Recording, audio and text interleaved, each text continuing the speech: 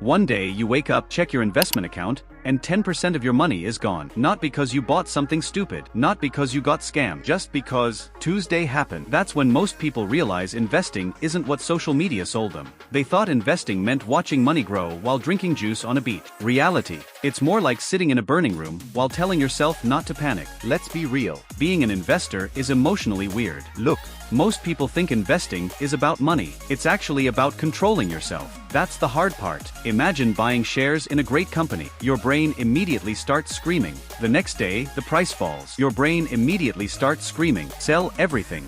Then the price goes back up. Buy more. Then it falls again. We're doomed. Think about it. If a supermarket lowered the price of your favorite food, you'd be happy. But if your investment gets cheaper, people panic. Makes no sense. The market is basically a giant machine designed to test your patience. Every day it asks one question: are you sure? Again and again and again. Honestly, being an investor feels like planting a tree while thousands of people scream at you to dig it up every week. Let's follow a normal investor. Meet Dave. Dave invests his first $100. 5 minutes later, he checks the price. Nothing happened. 10 minutes later, still nothing. 1 day later, his investment is up $2. Dave suddenly believes he's a financial genius. A week later, the market drops. Now he's watching videos called "The End of the Economy." Then the market recovers. Now he's a genius again. Then another drop happened. Now he's depressed. This cycle repeats for years. Eventually something funny happened. The UPS don't excite him much. The downs don't terrify him much. He finally understands the game.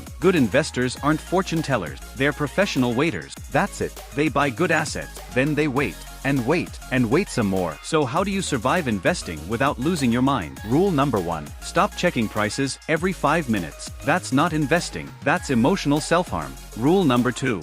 Invest money you won't need tomorrow, because markets do not care about your deadline. Rule number 3. Own things you understand. If you can't explain it to a 12-year-old, don't rush into it. Rule number 4. Accept that nobody knows exactly what's happening next. Not the expert. Not the influencer. Not you. The sooner you accept uncertainty, the calmer you become. Here's what nobody tells you. The biggest reward from investing isn't money. Money matters. Of course it does. But the real reward is becoming harder to scare. You learn patience. You learn discipline. You learn that wealth usually grows slowly. Not overnight. Not next week. Not because somebody promised a secret trick. Just steady decisions. Over and over. 4 years. Being an investor isn't exciting most of the time. And that's exactly why it worked. While everyone else is chasing shortcuts, the investor is planting seeds. And one day, the shade from those trees becomes the thing that protects him. That's what it's really like to be an investor. Boring sometimes, stressful sometimes, rewarding eventually. If you can survive yourself.